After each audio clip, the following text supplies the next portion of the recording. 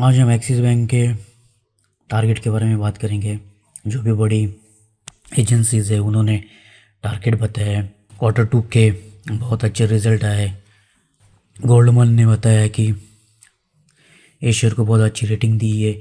उन्हें टारगेट 1150 रुपये से बढ़कर 1178 रुपये रखा है।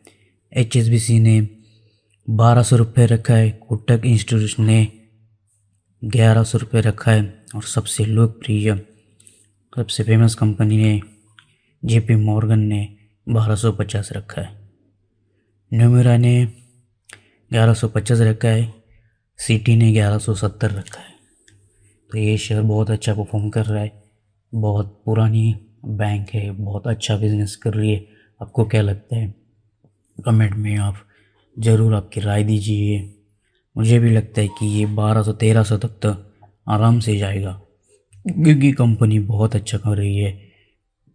बैंकों में भी एक बड़ा नाम है एक्सिस बैंक। तो आज के लिए इतना ही। अगर वीडियो अच्छी लगे तो लाइक करिए और सब्सक्राइब कीजिए। हम डेली ऐसी अच्छी वीडियो रोज़ लाते रहते हैं। Thank you.